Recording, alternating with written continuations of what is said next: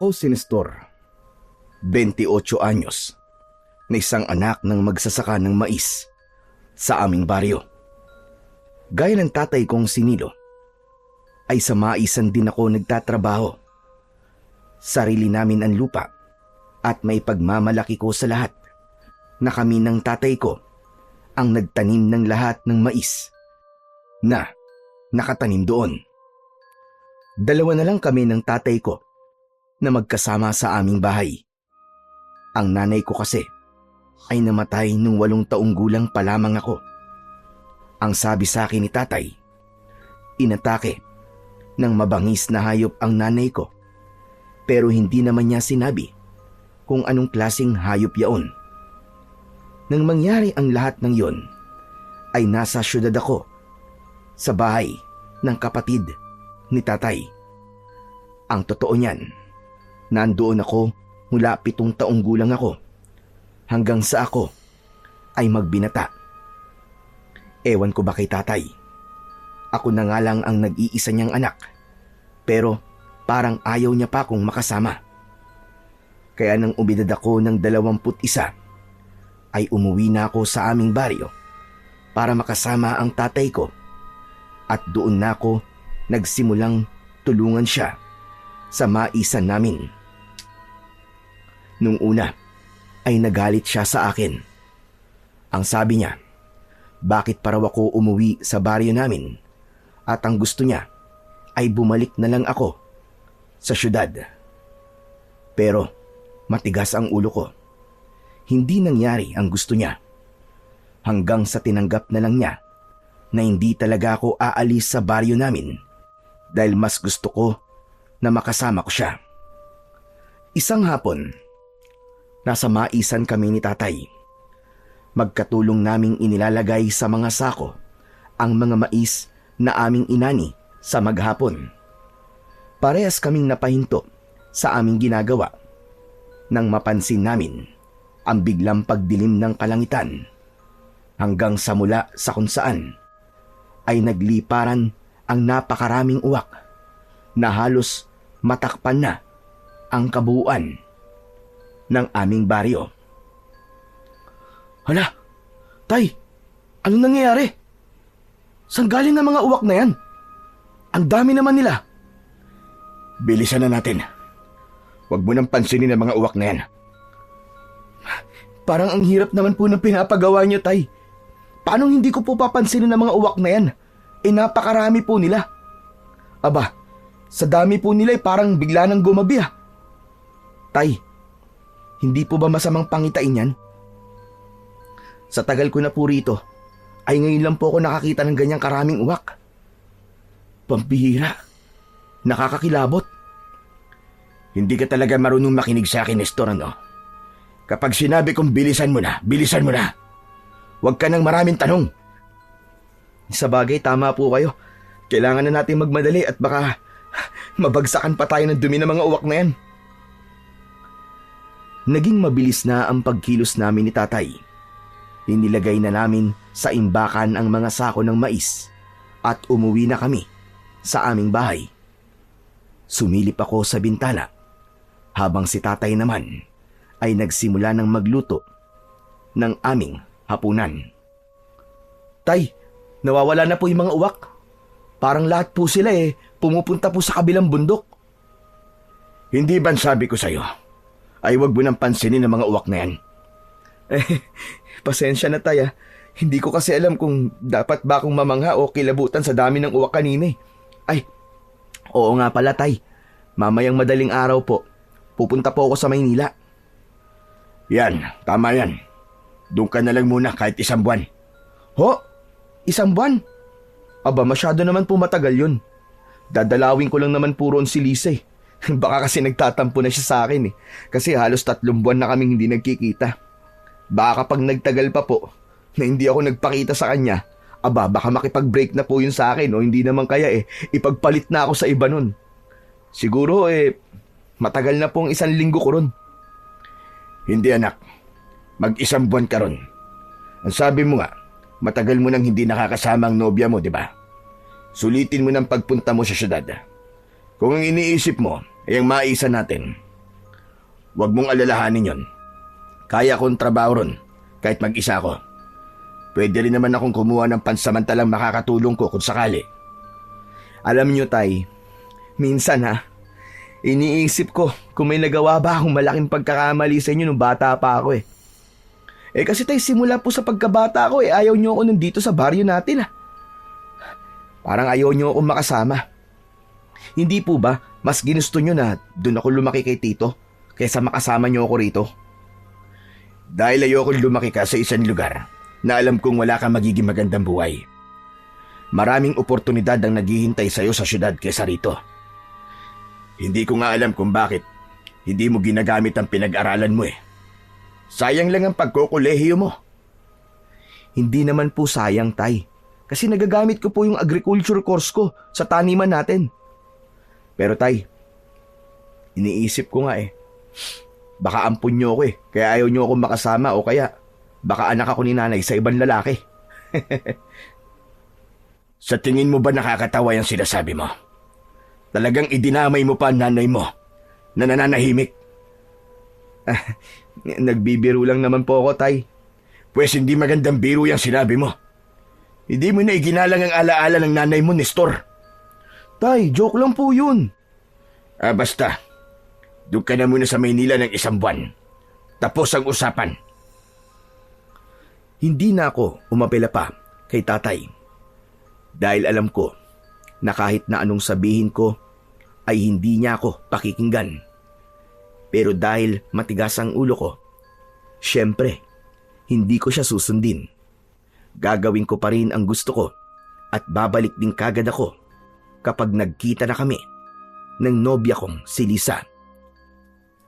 Bago ako matulog ng gabing yon, ay nag-empake na ako. Hindi ko dinamihan ang mga dala kong damit dahil hindi naman ako matagal na mawawala. Maaga akong natulog at pagsapit ng 3:00 ng madaling araw ay nag-asikaso na ako. Nang oras na yon ay tulog pa si Tatay. Mabilis akong naligo at nagbihis. Bago ko umalis ay pinuntahan ko si Tatay sa kwarto niya. Ginising ko siya para magpaalam. Tay, aalis na po ako . O sige, mag-iingat ka. Yun na pag-usapan natin . 1 buwan ka munang mananatili sa syudad. Opo. Mag-iingat po kayo dito, Tay . Huwag niyo po ako mamimiss . Puro ka talaga kalokohan. Sige na, umalis ka na. Baka maiwan ka pa ng bus. Matapos kong magpaalam, ay lumabas na ako ng bahay. Nasa tapat na ng bahay namin ang kinausap kong tricycle driver na siyang maghahatid sa akin sa bus station. Sumakay na ako sa tricycle at makalipas ang halos 1 oras ay nasa bus station na ako. Pagsakay ko ng bus ay napangiti ako dahil sa wakas ay magkikita na ulit kami ni Lisa matapos ang ilang buwan. Pagdating ko sa Maynila ay dumiretso na kagad ako sa apartment ni Lisa. Hindi makapaniwala si Lisa nang pagbukas niya ng pinto ay ako ang makikita niya. Maigpit niya akong niyakap pero nagulat ako nang bigla niya akong itinulak at saka malakas na sinampal. Aray ko naman! Bakit mo naman ako sinampal? Talagang nagtanong ka pa? Matapos mong hindi magpakita sa akin ng 3 buwan? Sa tingin mo ba'y matutuwa ako sa'yo? Sorry na. Nagkaroon kasi ng problema sa taniman namin ng mais . Hindi ko pwedeng iwanan si Tatay na mag-isa ron.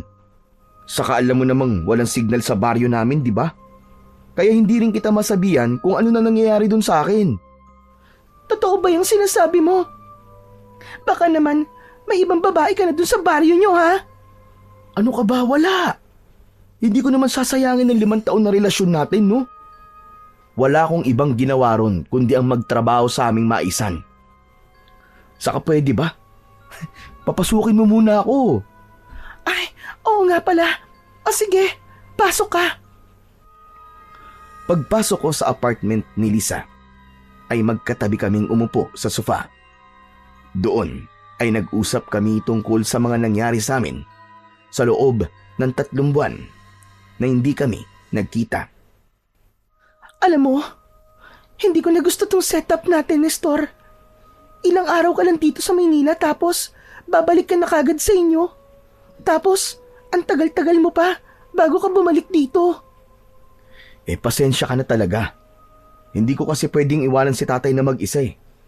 Medyo tumatanda na kasi siya. At gusto ko sana kasama niya ako palagi. Saka alam mo naman ang kwento namin, di ba? Sa pool pagkabata hanggang sa magbinata ako, ay hindi ko siya nakasama. Kaya bumabawi lang ako sa kanya.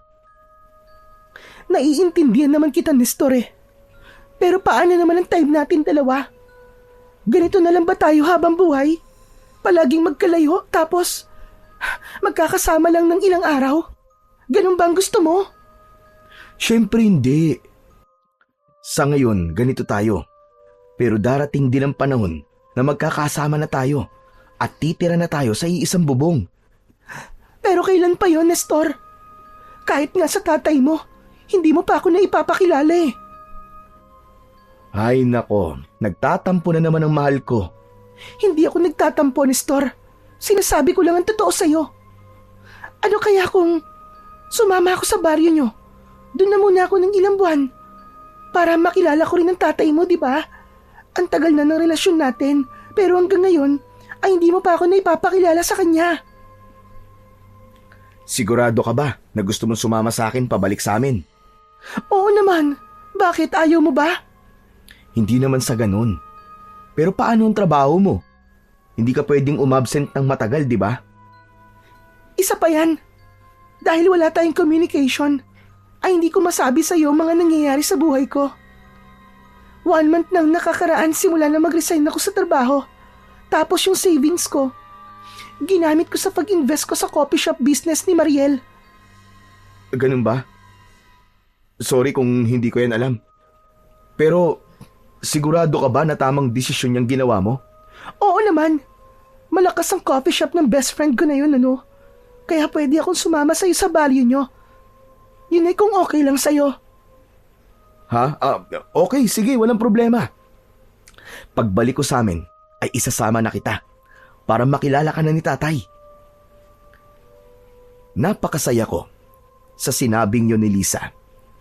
Ang totoo kasi ay matagal ko nang gustong makilala ni tatay si Lisa. Sigurado kasi ako na makakasundo ng tatay ko ang girlfriend ko, lalo na't walang arte sa katawan si Liza. 2 araw lang akong nanatili sa Maynila at pagkatapos ay bumiyahe na akong pabalik sa aming baryo.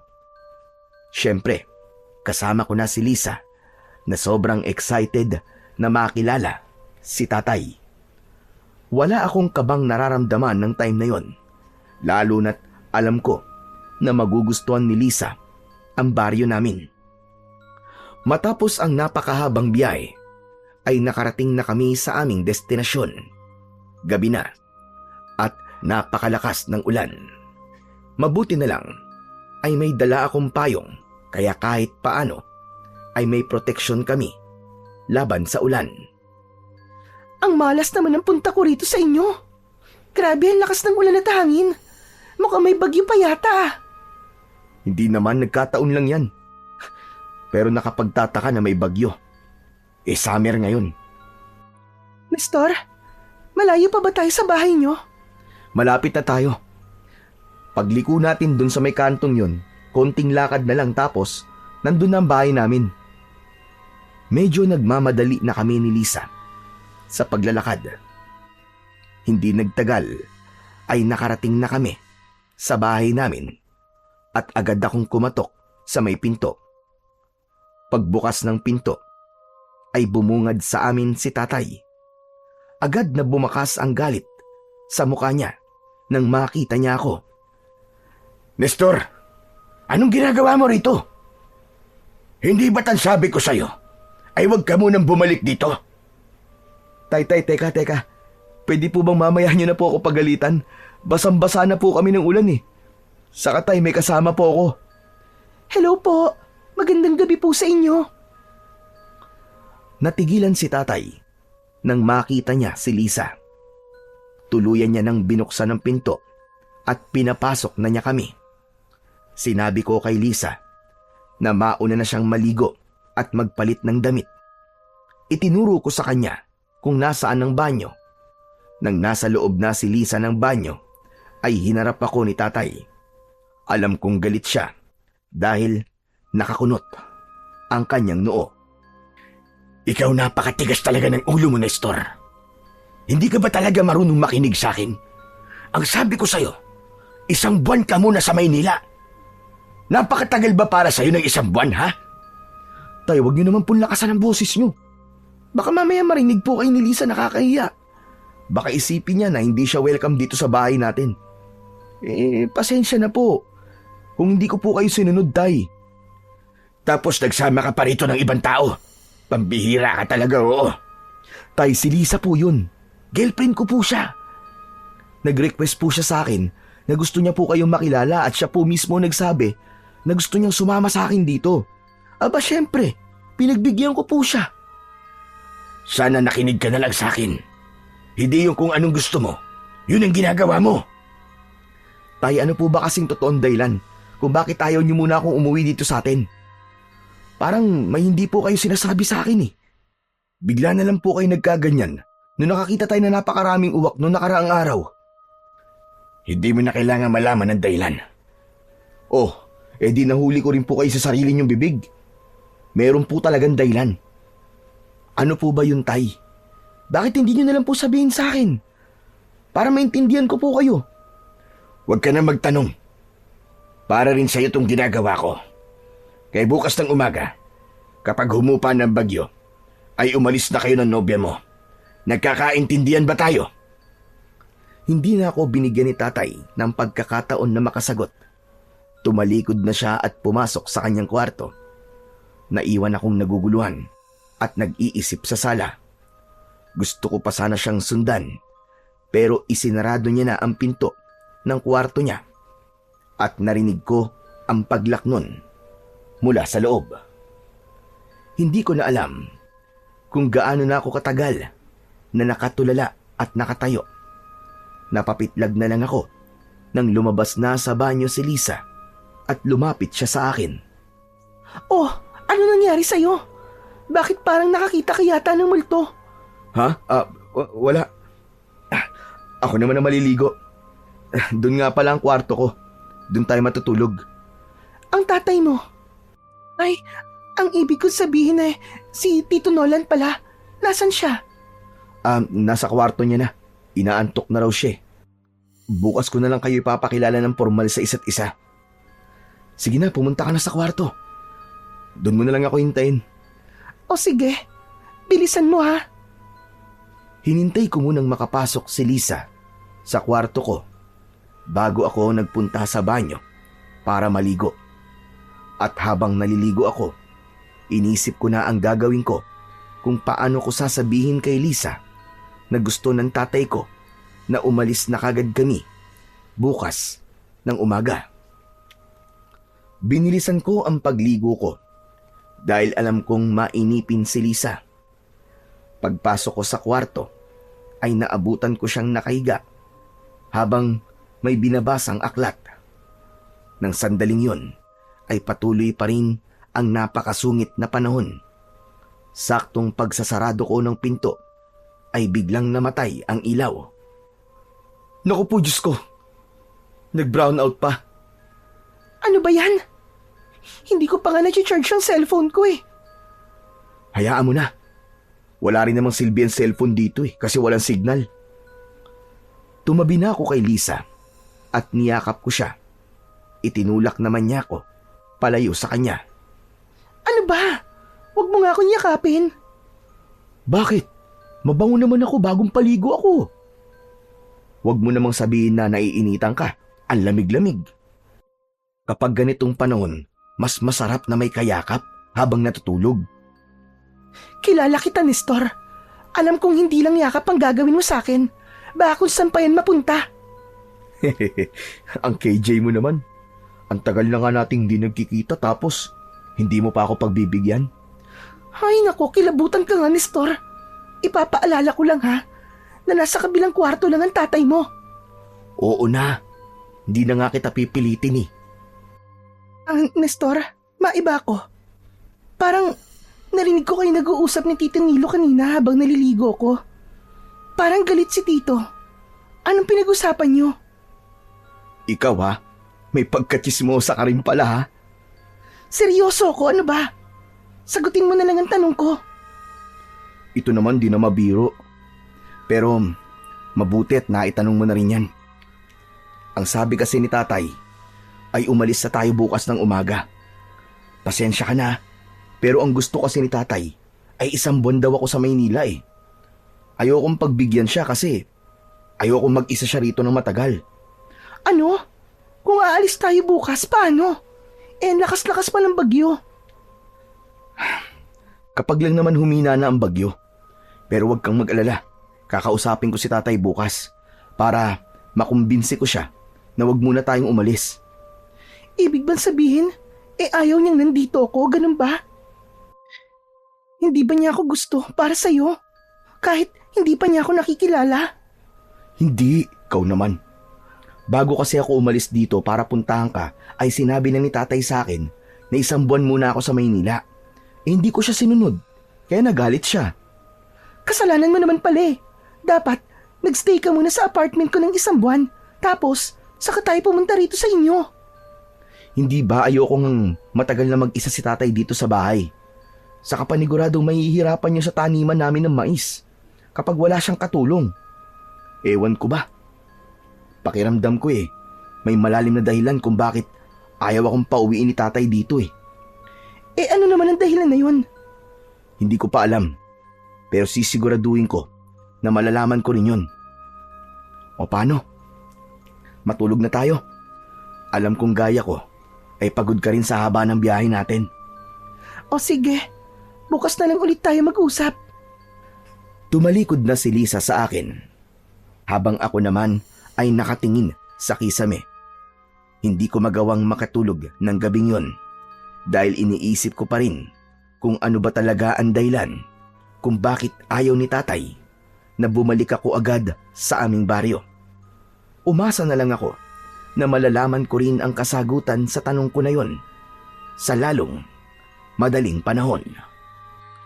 Kinabukasan ay nagising ako sa amoy ng sinangag na niluluto sa kusina. Nang sandaling yon ay wala na ang bagyo. Pagharap ko sa kaliwa ko ay wala na sa tabi ko si Lisa. Bumangon na ako at lumabas ng kwarto. Napangiti ako nang makita ko sina Lisa at tatay na magkatulong na nagluluto sa kusina.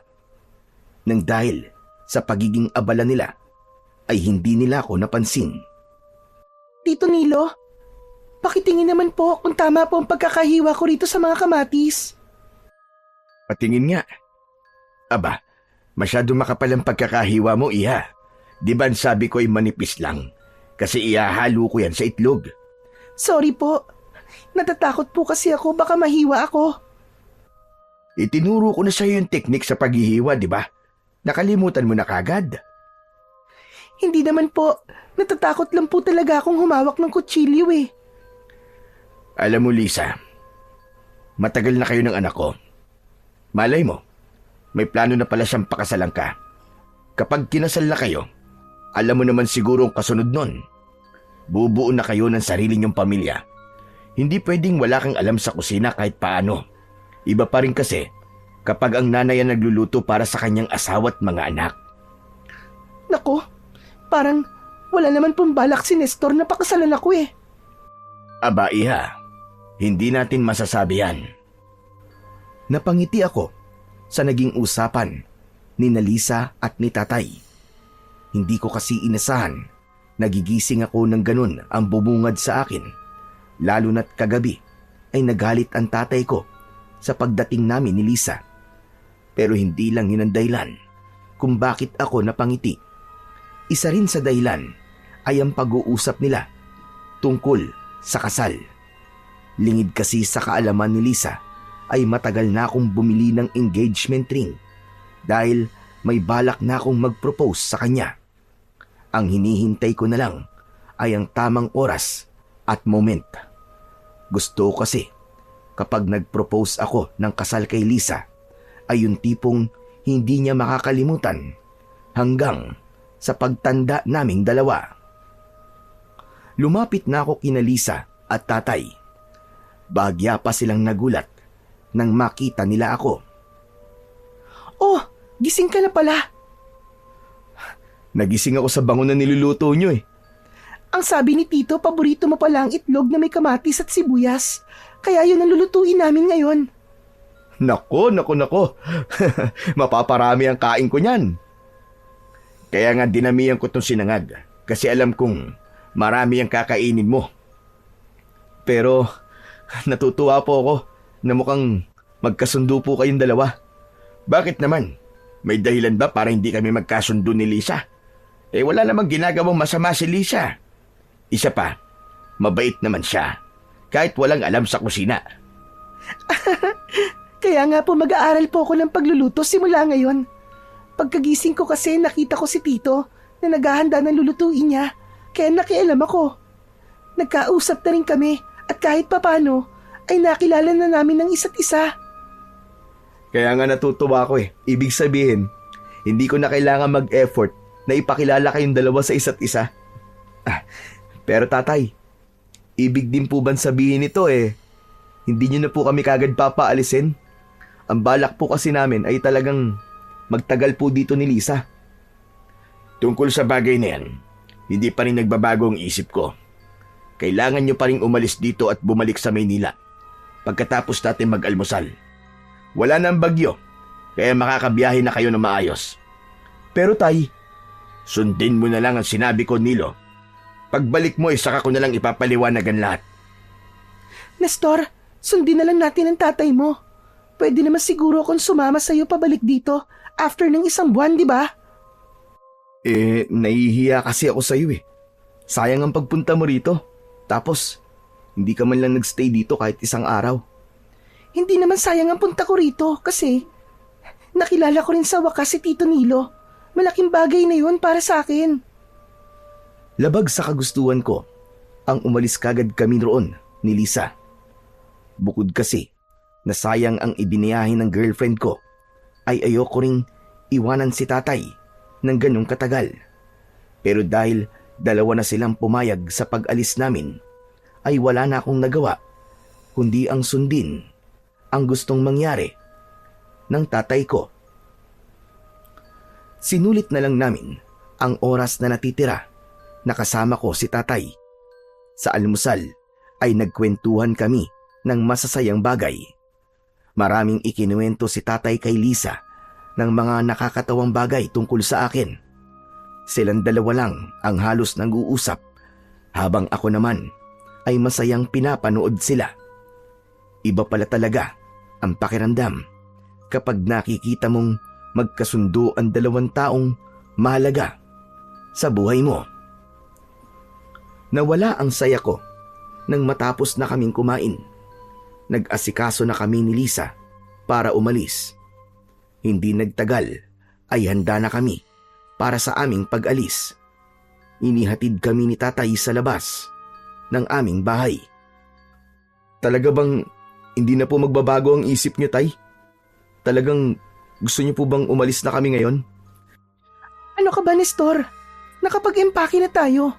Saka, babalik din naman tayo dito pagkatapos ng 1 buwan, di ba? Basta, mag-iingat kayong 2 ha. Ikaw rin, tay. Lalo na po't wala kayong kasama rito sa bahay. Sa gitna ng aming pag-uusap, ay isang may edad na lalaki ang dumating. Matangkad siya na may medyo malaking pangangatawan. Meron siyang makapal na bigote. Siya, si Kapitan Romano. Matagal na siyang namumuno sa aming baryo. Aba, Nestor, sino yung kasama mo napakagandang babae? Ngayon ko lang yata siya nakita rito. Girlfriend ko po si Lisa. Lisa, siya naman si Kapitan Romano. Siya ang kapitan dito sa baryo namin. Napakabait niyan, saka sobrang maaasahan. Nakakahiya naman. Talaga ng bola ka pa. Magandang umaga po sa inyo, Kapitan. Magandang umaga rin naman sa'yo. Oh, paano? Paalis na ba kayong 2? Opo. Mukhang hindi kayo makakaalis ngayon. Nasira yung tulay palabas ng baryo natin. Matatagalan pa bago yun maayos. Isa pa, napakataas ng tubig ngayon sa ilog at napakalakas ng agos. Hindi nyo magagawang tawirin yun. Hindi pwede. Kailangan na nilang umalis ngayon. Ang totoo niyan ay marami rin sana ang aalis ngayon. Pero hindi na nila magawa dahil wala na sila madadaanan palabas ng baryo. Alam kong lahat ay natatakot na dahil nangyari na ang pangalawang senyales. Isang senyales na lang at... Kapitan, huwag natin pag-usapan ng bagay na yan dito. Napansin ko ang makahulugang tinginan ni Tatay at Kapitan Romano.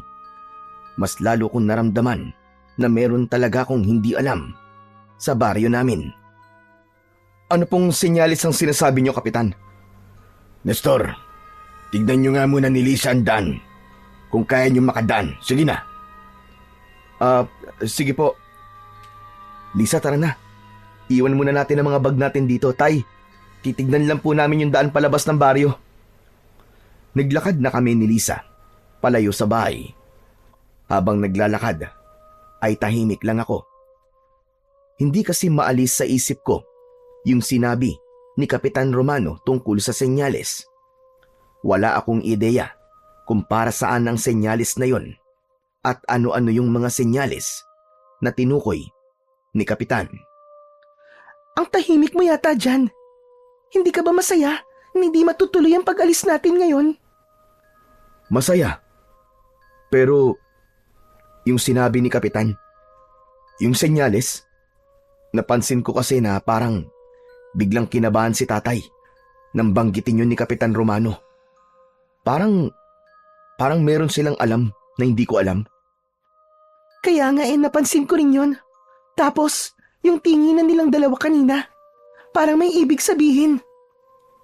Kaya nga, malakas talaga ang kutob ko na may hindi sinasabi si Tatay sa akin. At kailangan ko malaman yun, Lisa. Matapos ang ilang minutong paglalakad, ay huminto na kami ni Lisa. Dahil nasa harapan na kami ng nasirang tulay.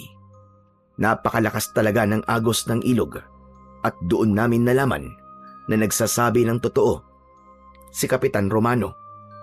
Hindi na kami nagtagal doon at bumalik na kami sa bahay. Naabutan namin na magkausap pa rin sina Tatay at si Kapitan. Totoo po ang sinabi ni Kapitan, Tay. Nasira nga po yung tulay at sa lakas po ng agos ng tubig sa ilog, imposible po talaga na makatawid kami ron, Tay. Kung ganon, ay wala na tayong magagawa. Kundi manatili kayo rito. Makakasali pala kayo sa pista natin dito bukas ng gabi. Po? Hindi po ba katatapos lang nating mag-celebrate ng piyesta nung nakaraang buwan? Panibagong pista to, Nestor. Siguro ang tatay mo na lang ang magpapaliwanag sa'yo. O siya paano, kailangan ko nang umalis. Magbabahay-bahay pa kasi ako para sabihan ng ibang tao na hindi pa alam ang mangyayaring pagdiriwang natin bukas ng gabi. Sige o, mag-iingat po kayo, Kapitan. Pagkaalis ni Kapitan Romano, ay nagmamadaling pumasok si Tatay sa aming bahay. Mabigat ang paghakbang niya na para bang may dala siyang napakabigat na problema. Kinuha namin ni Lisa ang mga bag namin at dinala ang mga yon sa loob. Magkasama kaming lumapit kay Tatay na umiinom ng tubig sa kusina. Bakas sa mukha niya ang labis na pagkabahala. Matapos niyang uminom ay naupo siya. Tay, sigurado na po ako na may kailangan po kayong sabihin sa akin. Sa naging pag-uusap po niyo kanina ni Kapitan, alam ko po na may kailangan po ako malaman tungkol sa baryo natin. Baka po, pwedeng sabihin niyo na ang kailangan kong malaman. Ayoko sanang ipaalam to sa inyo. Dahil ayokong katakutan mo ang ating baryo. May dahilan kung bakit nung bata ka pa ay ipinadala kita sa Maynila. Ganon din ang kagustuhan ko na umalis ka muna rito ngayon at saka ka na bumalik matapos ang 1 buwan. Ano po bang dahilan niyo, Tay? Nung bata ka pa at nasa Maynila ka, isang makapangyarihang aswang ang muling nabuhay upang maggasik ng takot at kamatayan dito sa ating baryo sa loob ng 20 gabi. At matapos ang 20 gabi, ay muli siyang matutulog upang magpahinga at magpalakas. Nabubuhay siya makalipas ang 20 taon. At ngayong taon ay ang ika-20 taon matapos ang huli niyang pag-atake. Ang nanay mo, pinatay siya ng aswang na yon. Ano? Pero ang sabi niyo, Tay, mabangis na hayop ang pumatay kay nanay, di ba? Nagsinungaling lang ako sa iyo, anak. Ang makapangyarihang aswang na yon ay isang hanagob, isang uri ng aswang na bunga ng bihirang pagsasama ng 2 magkaibang uri ng aswang. Ang bangkilan at gabunan. Ang pagsasanib puwersa ng dugo ng 2 aswang na yon ay bihirang mangyari at nagdudulot ng pagkapanganak ng isang hanagob. Kaya ang gusto ko ay wala ka rito sa tuwing mabubuhay ang hanagob dahil gusto kong masiguro ang kaligtasan mo. Hindi ko po inaasahan na ganyang bagay pala ang hindi niyo sinasabi sa akin, Tay. Yung mga senyales, ano po ang kaugnayan nun sa pagkabuhay po ng hanagob? Meron 3 senyales kapag malapit nang mabuhay muli ang hanagob. Una, ang pagtakip ng mga uwak sa kalangitan na nangyari na. Ang pangalawa ay isang malakas na bagyo na maaaring maging dahilan para walang tao ang makakaalis sa ating baryo. Nangyari na rin po ang bagyo, Tay. At ano naman po ang pangatlong senyales? Ang pangatlong senyales ay ang biglaang pagkatuyo ng mga pananim. Kapag nangyari na ang huling senyales, ibig sabihin ay magsisimula ng umatake ang hanagob. Pero Tay, kung may mangyayaring hindi maganda rito sa baryo natin, bakit ngayon pa naisipan ni Kapitan na magsagawa ng pagdiriwang ng isang panibagong piyesta? Parang hindi naman yata tama na magsaya mga tao sa ganitong sitwasyon. Hindi ba ang kailangan nating gawin ay mag-isip ng paraan kung paano papatayin ng hanagob na yun? Yan din ang sinabi ko kay Kapitan, anak, habang magkausap kami kanina. Isa kasi ako sa nangunguna sa pakikipaglaban sa hanagob, kaya hindi ako maaaring umalis dito. Ang sabi ni Kapitan, isang matandang babae na babaylan ang nakausap niya mula sa isang malayong baryo. Ayon daw sa babaylan na yon, ay kailangan magkaroon ng selebrasyon para sa hanagob upang hindi na ito pumatay o hindi naman kaya ay mabawasan ang araw na atake yon sa ating baryo. Sigurado ba siya, Tay, na epektibo ang paraang yun? Nararamdaman ko na malaki ang paniniwala niya sa paraang yon, pero duda ako sa mga sinabi niya. Nabubuhay ang hanagob para pumatay at kumain ng tao dahil yun ang paraan niya para lumakas siya. Kaya sa tingin ko, walang pagdiriwang ang makakapigil sa kanya. Nahulog ako sa malalim na pag-iisip matapos ang lahat ng nalaman ko tungkol sa aming baryo. Hindi ko akalain na may ganun palang kakilakilabot na kwento ang lugar namin. Nang sandaling yon ay naunawaan ko na kung bakit gusto kong paalisin ni Tatay. Hindi yun dahil sa ayaw niya kong makasama, kundi upang iligtas ako sa posibleng hindi magandang mangyari sa akin. Pero napagtanto ko rin na mas kailangan akong manatili sa baryo namin upang tulungan si Tatay sa kakaharapin itong laban sa mga susunod na gabi. Dahil sa sira na ang daan palabas ng aming baryo, ay hindi na kami nakaalis ni Lisa sa lugar na yon. Pagsapit ng hapon, ay hindi ko nakita si Lisa sa loob ng bahay. Lumabas ako at nakita ko siya na mag-isang nakatayo sa labas. Nakatanaw siya sa kawalan at mukhang malalim ang iniisip. Lumapit ako sa kanya at nagulat siya nang bigla akong sumulpot sa likod niya. Nakakagulat ka naman. Akala ko kung sino na. Ang lalim kasi ng iniisip mo eh. Kaya hindi mo na namalayan ang paglapit ko. Iniisip mo ba yung mga sinabi ni Tatay kanina tungkol sa hanagob? Totoo ba talaga yung mga sinabi ni Tito Nilo? May aswang ba talagang mabubuhay dito at papatay ng mga tao sa loob ng 20 days? Kilala ko ang tatay ko, Lisa. Hindi yun sinungaling na tao. Kaya kung ano man ang sinabi niya sa atin kanina ay naniniwala ako. Isa pa, mas mabuti nang maniwala tayo kaysa hindi. Paano? Kung totoo pala yung hanagob, di ba? Mas maganda na maniwala tayo para mapaghandaan natin kung ano ang mga posibleng mangyari. Nestor, natatakot ako. Paano kung mabuhay na ang hanagob na yon? Paano kung isa tayo sa maging biktima niya? Ayoko pang mamatay, Nestor. Marami pa akong pangarap sa buhay. Huwag kang mag-alala, Lisa. Nandito ako. Sa tingin mo ba, hahayaan ko may mangyaring masama sa'yo?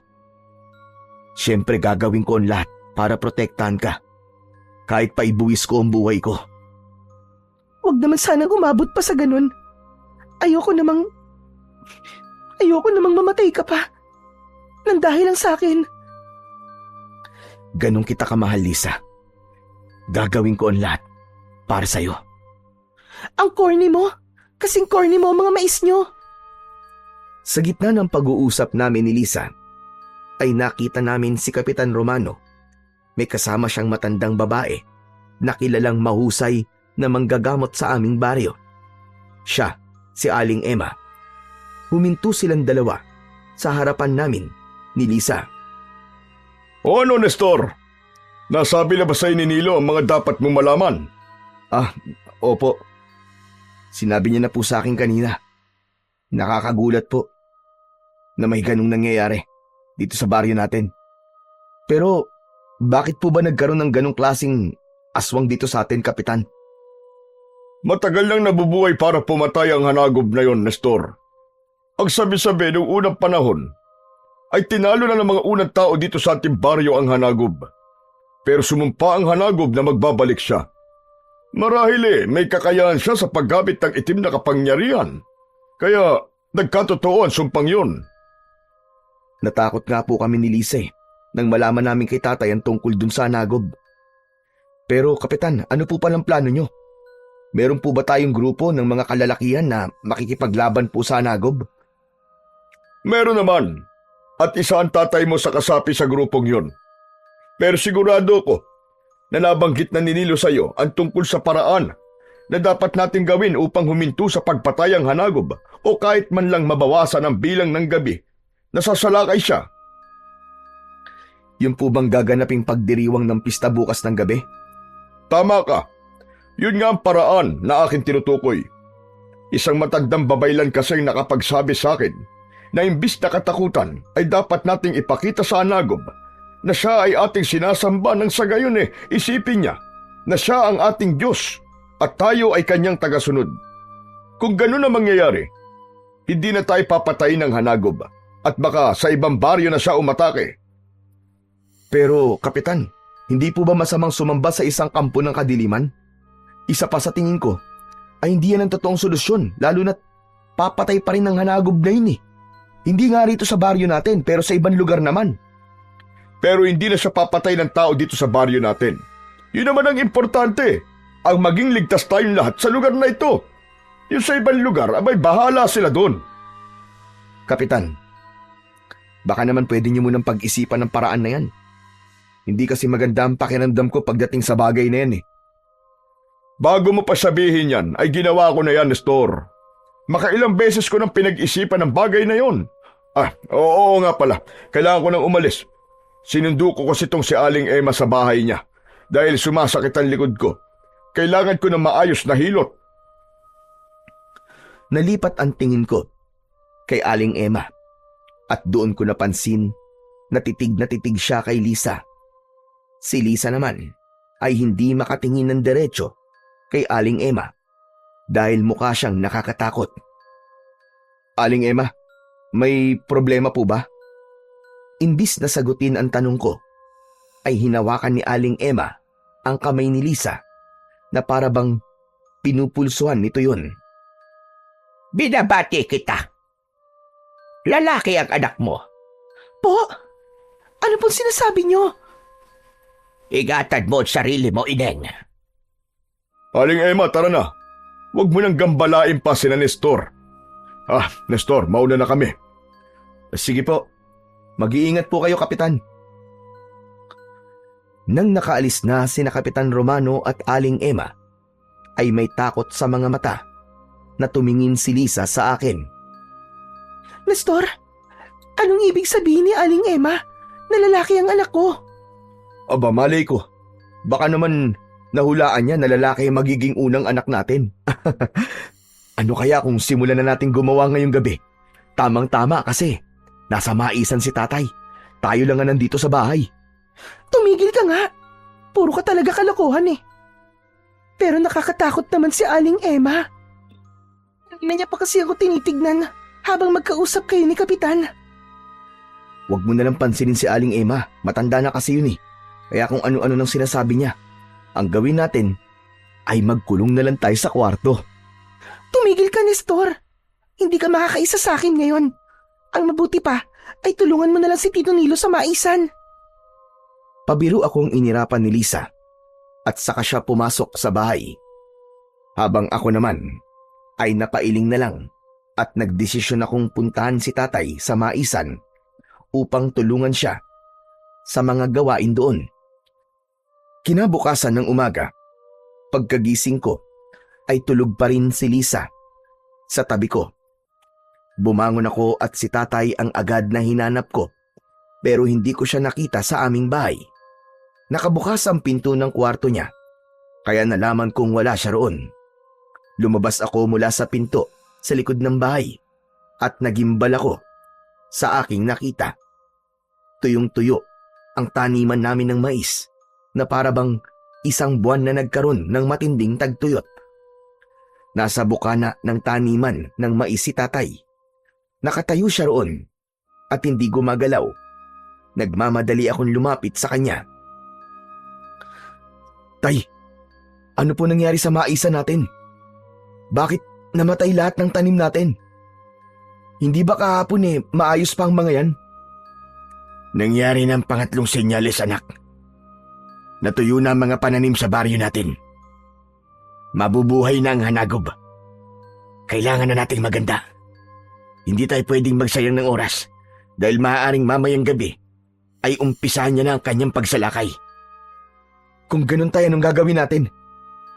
Samahan mo kung pumutol ng mga kawayan. Gagawin nating sibat ang mga kawayan upang meron tayong sandata. Pagkatapos, ay hahasain natin na mabuti ang ating mga itak. Nagmamadaling bumalik si tatay sa bahay namin habang nakasunod ako sa kanya. Nasa kusina na si Lisa at naghihilamos. Nagtaka siya nang kumuha ng itak si tatay at nagmamadaling lumabas. Ano nangyari? Bakit parang may kaaway si Tito Nilo? Lisa, nangyari na kasi ang pangatlo at huling senyales na mabubuhay na ang hanagob. Natuyo na ang taniman namin ng mga mais. Diyos ko! Totoo ba yung sinasabi mo? Oo, Lisa. Kaya mangunguha kami ni tatay ng mga kawayan para gawing sibat. Yun daw ang gagamitin nating sandata kung sakaling umatake na mamayang gabi ang hanagob. Dito ka lang muna. Huwag kang lalabas ng bahay kahit na anong mangyari. Iniwanan ko na si Lisa at sinundan ko si tatay. Nagtungo kami sa gubat at doon kami kumuha ng mga kawayan. Doon na rin namin nilagyan ng patulis ang dulo ng mga yon. Nakita ko ang pagmamadali ni tatay sa kanyang ginagawa. Tay, tanong lang, gaano po ba kalakas ang hanagob at kailangan nating gumawa ng napakaraming sibat? Napakalakas niya, Nestor. Hindi lang siya malakas, kundi wala rin siyang awa.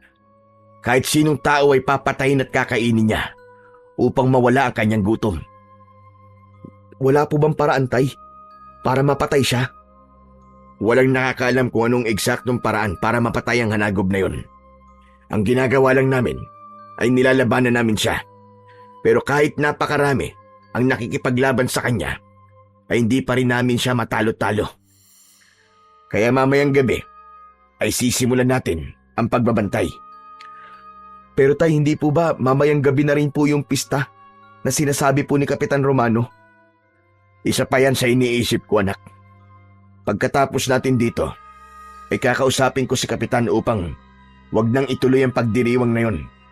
Masyadong mapanganib kung maraming taong nasa labas ng kanilang bahay mamayang gabi. Binilisan na namin ni tatay ang paggawa ng sibat mula sa kawayan. Nang sa tingin namin ay sapat na ang aming mga nagawa, ay pinagtulungan na naming iuwi sa bahay ang mga sibat. Pagkatapos ay nagpaalam na si tatay na magpupunta muna siya sa bahay ni Kapitan Romano. Naisip kong samahan siya, kaya dalawa kaming nagpunta roon. Habang naglalakad, ay nakita ko na lahat ng pananim sa aming baryo ay tuyo at patay na. Nakakapagtaka na nangyari ang lahat ng yun sa loob lamang ng isang gabi. Nang nakarating kami sa bahay ni Kapitan Romano, ay naabutan namin siyang nakaupo sa labas ng bahay niya habang nagkakape. Nilo, Nestor! Abay, anong ginagawa niyo rito at napabisita kayo sa akin? Natuyo na ang mga pananim, Kapitan. Ito na ang pangatlong sinyalis. At may posibilidad na mamayang gabi na atake ang hanagob. Nakita ko nga ang mga pananim. Mabuti na lang at ang iba sa ating mga magsasaka ay nakapag-ani na nung isang araw. Kumusta pala ang maisa nyo? Nakapag-ani ba kagad kayo bago yun matuyo? Huwag mong intindihin ang maisa namin, Kapitan. Nandito kami para sabihin sa'yo na huwag yun ang ituloy ang pagdiriwang na gagawin nyo mamaya. Delikado yung, Kapitan. Mas makakabuti na manatili na lang tayong lahat sa ating mga bahay. Naiintindihan ko ang pag-aalala mo, Nilo. Pero nakapaghanda na kami para sa pista mamayang gabi. Marami pa rin ang gustong ituloy ang pagdiriwang na yun.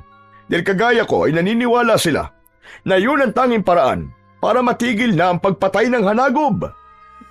Pero Kapitan, wala pong kasiguraduhan kung gagana po ang plano niyong yan. Tama po si tatay. Maaaring marami po mamamatay kung maraming tao ang nasa labas ng kanilang bahay. Ang kailangan po nating gawin ay magdasal po sa ating Diyos. Diyos? Ilang taon na ba kaming nagdadasal sa Diyos? Pero wala siyang ginagawa para matapos na ang impyerno sa baryo natin. Kaya tayo na lang ang dapat na gumawa ng paraan para sa ating kaligtasan.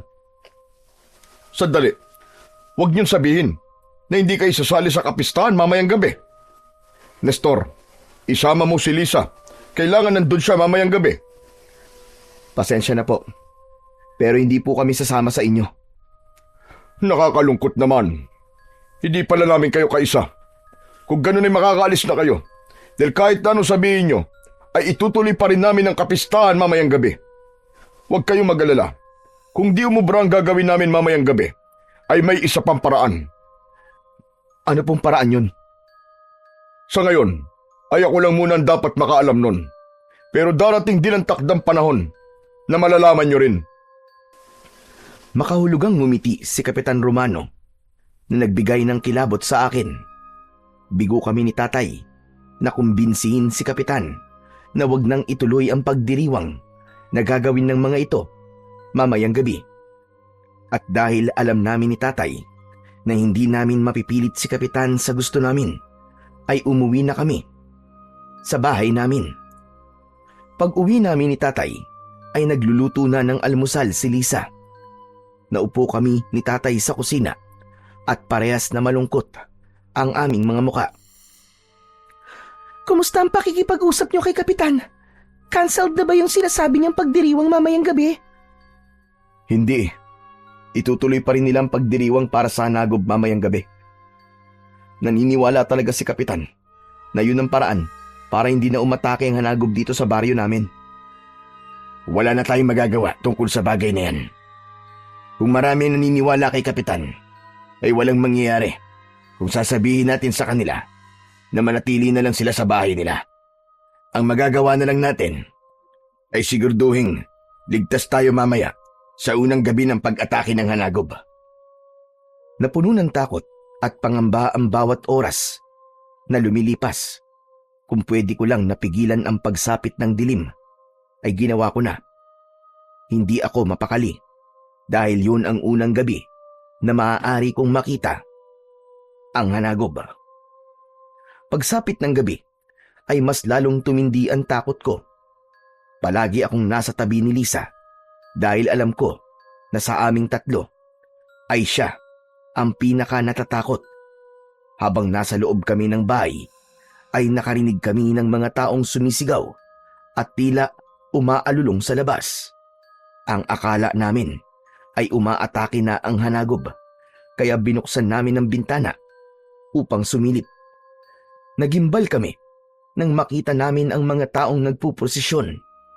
Ginawa nilang maskara ang ulo ng mga hayop, gaya ng baboy, kalabaw at baka. Nakasabit sa kanilang mga katawan ang bituka ng mga hayop na yon. Umakto sila na parabang mababangis na hayop. May dala silang mga sulo na may apoy. Nasa unahan nila si Kapitan Romano na may hawak pang pugot na ulo ng kalabaw. Anong ginagawa nila? Mukhang ganyang pagdiriwang pala ang gagawin nila. Ano? Pagdiriwang ba yan? Bakit para silang isang grupo ng kulto na sumasamba sa demonyo? Bakit kailangan nilang pumatay ng mga hayop? Siguro, ay dahil ganyan ang sinabi ng matandang babaylan kay Kapitan Romano. Pambihira. Nakakakilabot ang ginagawa nilang yan. Hindi nagtagal ay napahinto ang lahat nang may narinig kaming napakalakas na sigaw na parabang nanggagaling sa kailaliman ng lupa. Humangin ng malakas at nang tumingala kami ay nakita namin ang isang nilalang na lumilipad sa tapat ng buwan. Para yung isang tao na may napakalaking pakpak. Nagpapaikot-ikot yun sa ere na parabang naghihintay ng tamang pagkakataon para umatake. Tay, ano po yung lumilipad na yun? Yun na ang hanagob, anak. Nabuhay na siya. Nagising na siya para pumatay at kumain sa loob ng 20 araw. Nestor, kunin mong itak sa kusina. Kailangan nating maging handa. Nagmamadali akong nagtungo sa kusina para kunin ang itak. Nang bumalik ako sa tabi ng bintana, ay sakto na lumilipad na paibaba ang hanagob. Pasugod yun sa mga tao. Mga kasama, huwag kayong matakot! Lumuhod tayong lahat! Ipakita natin sa hanagob na sinasamba natin siya! Magsiluhod kayo! Sabay-sabay na lumuhod ang mga tao habang palapit ng palapit sa mga yon ang hanagob. Dumi pa si Kapitan Romano. Hanagob! Sinasamba ka namin! Ikaw na ang aming kinikilalang Panginoon! Kami ay iyong mga tagasunod! Nang tumapak sa lupa, ang mga paa ng hanagob ay patuloy sa pagkampay ang malalaki nitong mga pakpak. Gumapang ang matinding kilabot sa buong katawan ko nang makita ko ang anyo ng hanagob. Ang balat niya ay halos itim ang kulay na parang isang matandang puno. Napakatulis ng mga kuko niya. Maging ang mga ngipin niya ay parabang maliliit na dulo ng kutsilyo. Malaki ang mata niya na kulay pula na palaging nanlilisik. Meron siyang malalaki at mahahabang sungay na parang sa demonyo.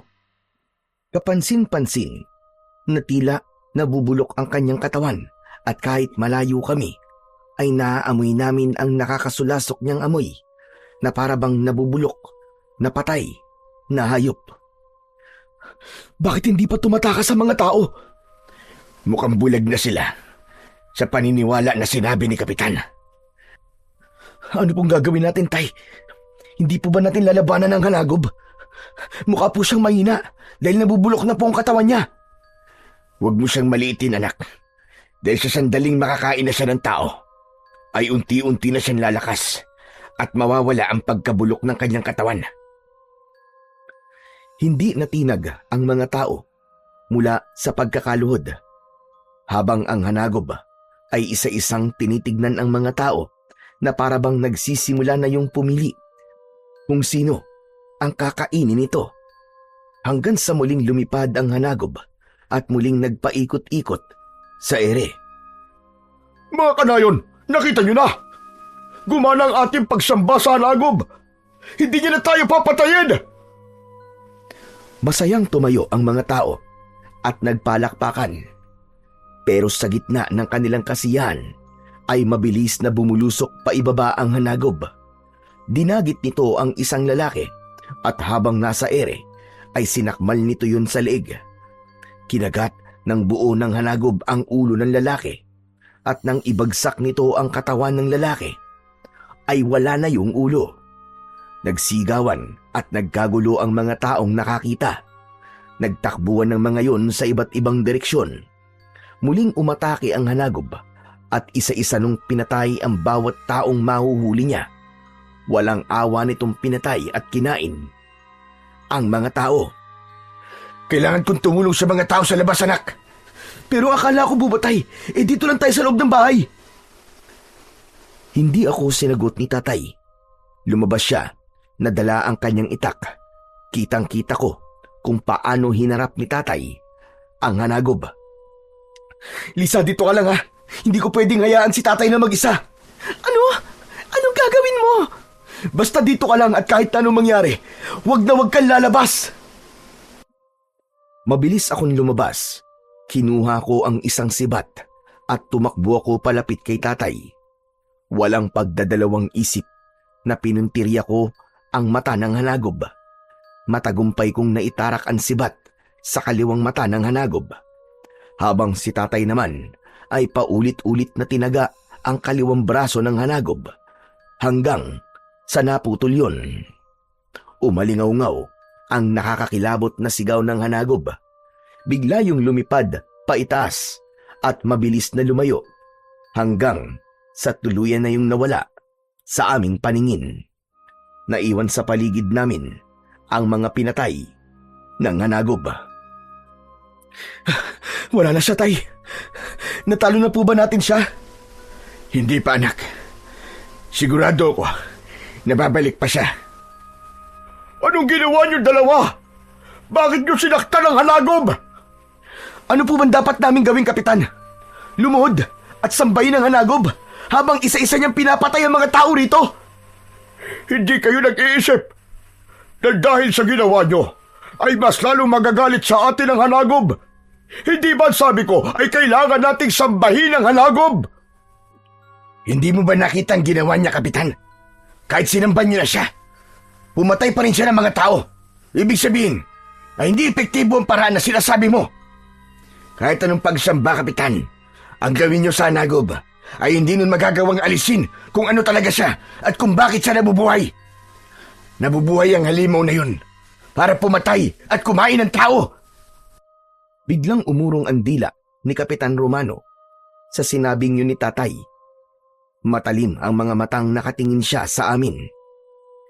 Tignan mo nga ang paligid mo, Kapitan. Hindi mo ba nakikita ang mga taong pinatay ng hanagob? Hindi pa ba sapat para sa iyo ang mga yan?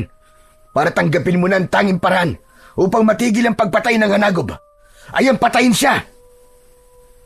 Sinubukan na natin patayin noon ang hanagob, pero palagi tayo bigo. Pero nagkakamali kayo. Kung hindi gumana ang pagsamba sa kanya, ay meron pang isang paraan. At ano ang paraan na yan? Kailangan natin mag-alay sa hanagob. At sabi sa akin ng matandang babaylan, kung hindi gumana ang pagsamba sa hanagob, ay dapat na mag-alay tayo sa kanya. Ayoko sanang gawin ang pag-aalay, kaya sinubukan ko muna na sambahin siya. Pero dahil hindi umubra ang pagsamba sa hanagob, ay kailangan ko na subukan ang pag-aalay. Ano namang kailangan yung ialay sa hanagob? Isang sanggol. Sanggol na nasa sinapapunan pa ng kanyang ina. Nababaliw ka na, Romano. Isipin mo nga mabuti ang mga gusto mong gawin. Sa gagawin mong yan, hindi lang ang sanggol ang papatayin mo, kundi maging ang babaeng nagdadala sa sanggol na yun. Wala akong pakialam. Bilang kapitan ng baryong ito, ang kaligtasan ng mas nakararami ang prioridad ko. Ano naman, kung pumatay ako ng isa o dalawang buhay, kung ang kapalit naman nun ay ang buhay ng mas marami. Parehas kaming nagimbal ni tatay sa mga salitang lumabas sa bibig ni Kapitan Romano. Nakakatakot siyang tignan dahil nanlalaki ng sobra ang mga mata niya na para bang wala na siya sa kanyang katinuan. Tumalikod na si Kapitan at naglakad palayo. Pumasok na kami ni Tatay sa bahay at doon ay sinalubong kami ng nag-aalalang si Lisa. Diyos ko, mabuti naman at ligtas kayong dalawa. Akala ko kung ano na ang mangyayari sa inyo. Mabuti na lang at nasaktan namin yung Hanagob. Kaya umalis na siya. Pero hindi pa tayo ligtas, Nestor. Unang gabi pa lamang ito. At sa mga susunod na gabi, ay muli siyang babalik. Isa pang ikinakabahala ko ay si Kapitan Romano. Pakiramdam ko, ay wala na siya sa kanyang katinuan. Dahil sa kagustuhan niyang iligtas ang ating baryo mula sa Hanagob. Magandang intensyon niya. Pero ang paraan niya para maresolba ang problema natin ay hindi tama. Bakit po? Ano po bang sinabi ni Kapitan Romano? May isa pa raw paraan upang tumigil na sa pagpatay ang Hanagob. At yun ay ang pag-aalay sa aswang na yun ng isang sanggol na nasa sinapupunan pa ng isang ina. Diyos ko, nakakakilabot naman po yan. Bakit ba kung ano-ano na lang ang naiisip niyang gawin? Tay, may kilala po ba kayong buntis dito sa baryo natin? Kung meron, ay kailangan natin silang bigyan ng babala. Sa pagkakaalam ko, anak, ay wala. Maliit lang ang baryo natin. Kaya kung merong buntis dito, ay malalaman kagad ng lahat. Pero kinakabahan pa rin ako. Sa tingin ko ay desperado na si Romano. Kaya gagawa't gagawa siya ng paraan para may maialay siya sa Hanagob. Kahit paano, ay nabunutan ako ng tinik sa sinabi ni Tatay na walang buntis sa aming baryo. Ngunit nanatili ang takot ko dahil baka merong pang ibang paraan na gagawin si Kapitan Romano kung sakaling wala siyang makuwang buntis para ialay sa Hanagob. Sa tingin ko kasi, totoong desperado na si Kapitan na huminto na sa pagpatay ang Hanagob sa aming baryo. 2 gabi ang mabilis na lumipas at sa loob ng mga gabing yon ay 2 tao ang natagpo ang walang buhay sa aming baryo. Parehas na sugatan ang 2 at kapansin-pansin na nawawalan sila ng isang parte ng kanilang katawan. Ang isa ay wala ang kaliwang mata, habang ang isa naman ay wala ang kaliwang braso. Isang gabi, habang naghahapunan, ay napag-usapan namin ang tungkol sa pangyayaring yon. Tay, sa tingin nyo, bakit po kaya may kinuwang parte ng katawan yung Hanagob dun sa mga biktima niya? Hindi mo ba napansin? Nung kinalaban natin ang Hanagob, ay tinusok mo ang kaliwang mata niya. Habang ako naman, pinutol ko ang kaliwa niyang braso. May kakayahan ng Hanagob na ibalik ang nasira o nawalang parte ng katawan niya sa pamamagitan ng pagkain ng parte ng katawan ng isang tao na wala sa kanya. Kung ganun, Tay, mahirap pala po talaga siyang patayin. Kahit pala tanggalan natin siya ng kung anong parte sa katawan niya, ay magagawa pa rin niya yung maibalik.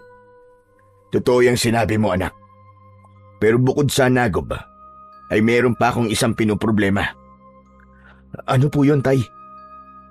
Nang dahil sa pagkatuyo ng ating maisan, ay wala na tayong pinagkukunan ng pera. Maging ang mga naimbak nating mga mais ay malapit na rin mabulok dahil hindi natin yung madadala sa bayan para ibenta. Hanggang ngayon kasi, ay hindi pa rin tayo makakalabas sa baryong ito. Napakalakas at mataas pa rin ang tubig sa ilog. Kung meron po akong may tutulong para kumita kayo ng pera, ay sabihin niyo lang po. Ano ka ba, Lisa? Relax ka lang. Kami na ang bahala ni Tatay sa bagay na yan. Hinawakan ko ang kamay ni Lisa at masuyo ko yung pinisil. Sa paraan na yon ay ipinaramdam ko sa kanya na wala siyang dapat na ikabahala at malalagpasan din namin ang lahat ng problema na aming kinakaharap. Kinabukasan ay may isang tanod ang nagpunta sa aming bahay. Sinabi ng tanod na kailangan naming magpunta sa plaza dahil may magaganap na pagpupulong doon na pangungunahan ni Kapitan Romano. Hindi raw maaaring hindi pumunta dahil importante ang pag-uusapan doon. Natuwa ako sa bagay na yon dahil naisip ko na mukhang may iba ng plano na naisip ang aming kapitan para patayin ang naturang hanagob. Umasa ako na napagtanto na ng aming kapitan na mali ang mag-alay ng isang sanggol sa hanagob dahil kahit nasa sinapupunan pa yon ng kanyang ina, ay buhay na rin yun. Kasama kong nagpunta sa plaza, sina tatay at ang nobya kong si Lisa. Pagdating namin doon, ay marami na ang mga taong nasa harapan ng maliit na entablado na gawa sa kahoy at tabla. Maya-maya pa ay umakyat na si Kapitan Romano sa entablado. Napakunot noo ako dahil meron siyang dalang isang kahon na hindi namin alam kung ano ang laman. Alam ko na hindi naging maganda ang gabi nyo dahil sa pag-atake ng hanagob. Pero hayaan nyo akong batiin kayo ng isang magandang gabi. Batid kong lahat tayo ay natatakot. Lahat tayo ay nag-iisip ng paraan upang makaligtas sa pag-atake ng hanagob. Kaya naman, naisip ko na magsagawa ng isang aktibidad na magiging daan upang kahit paano ay makalimutan natin ang problemang kinakaharap natin ngayon. Anak ng Tokwa, ano bang sinasabi ni Kapitan? Ang akala ko naman may sasabihin siya tungkol sa kung paano natin lalabanan ng hanagob. Kaya niya tayo pinatawag. Makinig na lang muna tayo sa sasabihin niya, anak. Hintayin muna natin siyang matapos sa kanyang pagsasalita. Ngayong umaga ay magsasagawa tayo ng parapol. Lahat ng pangalan ng nakatira rito sa ating baryo ay nakasulat sa maliit na papel at nakalagay sa kahon na hawak ko. May isang mananalo sa inyo ng 5,000 piso. Malaking halaga na yon, di ba? Nagbulungan ang mga tao. Nakita ko na natuwa sila sa sinabi ni Kapitan Romano. Pero ako ay hindi nasiyahan sa bagay na yon. Hindi kasi angkop na magkaroon ng ganong kasiyahan habang may kinakaharap na malaking problema ang aming baryo. Nakangiting inalog ni Kapitan Romano ang kahon. Maya-maya pa ay binuksan niya yon at kumuha siya ng isang nakatuping papel. Lahat ng tao ay nakangiti at halatang umaasa na ang pangalan nila ang babanggitin ni Kapitan Romano. Ang maswerteng pangalan na nabunot ko, mga kanayon, ay walang iba kundi si Lisa. Ha? Ako ba yun? Teka, may iba ba bang Lisa dito? Walang umakyat sa entablado, kaya napagtanto naming si Lisa nga talaga ang nabunot. Ikaw nga yatang nabunot, Lisa. Aba, 5,000 din yun. Kaya nga po, tamang-tama po sa napag-usapan natin na kailangan po natin ng pera. Teka, sandali lang po ah. Kukunin ko na po kay Kapitan ng premyo. Hindi ko alam, pero sa kabila ng pagkapanalo ni Lisa, ay may kaba akong naramdaman. Pipigilan ko sana siya sa paglapit kay Kapitan Romano, pero mabilis na siyang nakaalis sa tabi ko. Nakangiting umakyat sa entablado si Lisa at tumayo siya sa tabi ni Kapitan. Binabati kita, Lisa. Biruin mo nga naman. Isang dayo pa ang nanalo sa akin simpleng parapol. Naku, maraming salamat po. Swerte po talaga ako sa mga raffle kaya hindi na po ako nagulat. Kapag may Christmas party po doon sa dati kong pinagtatrabahuhan, ay palaging ako po ang nabubunot. Maswerte ka palang talaga. Kung ganun, ay magtungo ka sa bahay mamayang hapon upang kunin ang premyo mo. Ha? Bakit? Hindi niyo ba po ngayon ibigay sa akin ng pera? Pasensya ka na. Hindi ko kasi nadala rito ang pera. Ang bahay ko ay ang nag-iisang bahay sa dulong bahagi nitong baryo namin. Madali mo lang naman makikita yon. Hihintayin kita ron, Lisa. Binabati kita sa pagkapanalo mo. Nakita kong magsasalita pa sana si Lisa, pero tinapos na ni Kapitan Romano ang pagpupulong. Pinauwi na niya ang mga tao at sinundo ko na si Lisa sa entablado. At naglakad na kami pauwi. ng bahay. Lisa, mamaya sasamahan kita sa bahay ni Kapitan sa pagkuha ng premyo mo. Sige. Nakakatuwa naman, no? Nagkaroon pa tayo ng 5,000 piso nang walang kahirap-hirap. Parang sinagot kagad ng Diyos ang problema natin. Hindi ko na sinabi kay Lisa na may hindi ako magandang nararamdaman sa pagkapanalo niyang yon sa parapol ni Kapitan Romano dahil ayokong masira ang kasiyahang nararamdaman niya ng sandaling yon. Nanahimik na lang ako hanggang sa makarating na kami sa aming bahay.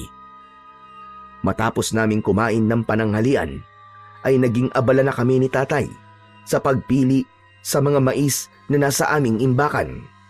Inihiwalay namin yung mga hindi na mapapakinabangan sa mga pwede pa naming kainin.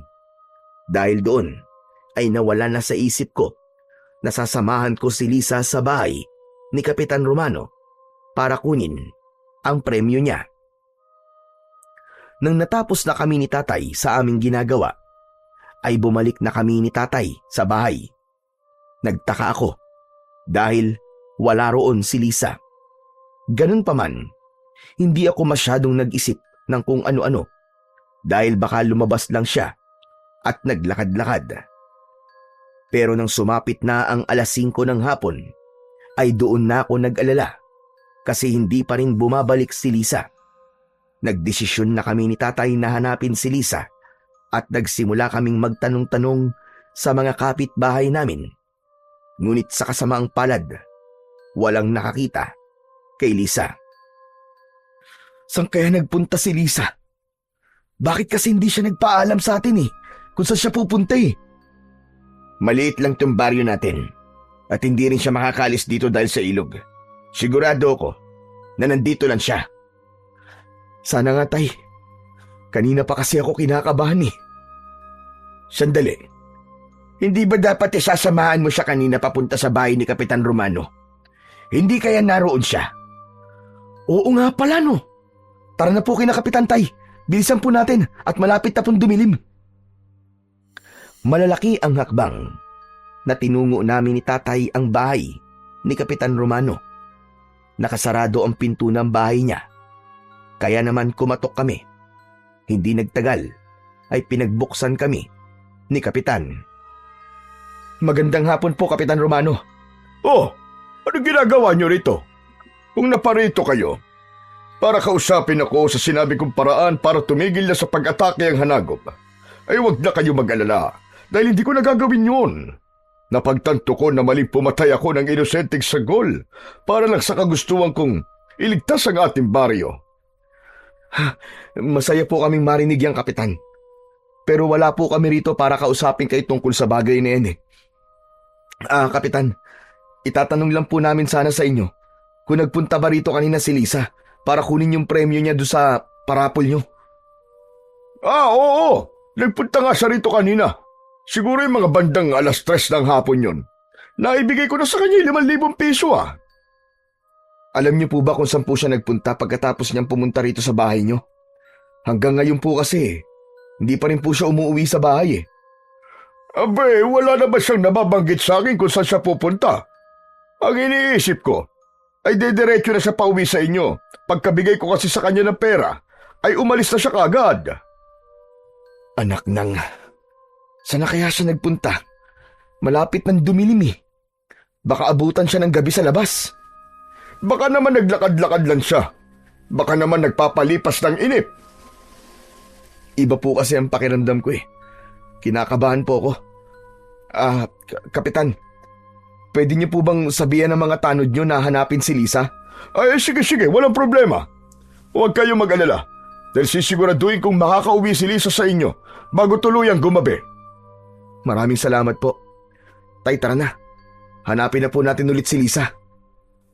Matapos yun, ay umalis na kami ni tatay sa bahay ni Kapitan Romano upang ipagpatuloy ang paghahanap namin kay Lisa. Lahat ng bahay na nadadaanan namin ay kumakatok kami para magtanong sa mga tao na naroroon kung nakita ba nila ang girlfriend ko. Pero kahit isa ay walang makapagsabi sa amin ng impormasyon kung nasaan si Lisa. Hanggang sa sumapit na ang 7:00 ng gabi. Nasa labas pa rin kami ni Tatay. Nestor, kailangan na nating umuwi. Delikado na nandito pa rin tayo sa labas na ganitong oras. Baka makita tayo ng halagob. Wala tayong dalang kahit na anong sandata para labanan siya. Pero Tay, hindi pa po natin nakikita si Lisa. Ayoko pong umuwi tayo nang hindi natin siya nahahanap. Naikot na natin ang buong baryo, anak. Baka naman nandun na siya sa bahay. Ilang oras na rin tayo naghahanap. May posibilidad na nakauwi na siya sa mga oras na ito. Ewan ko po, Tay.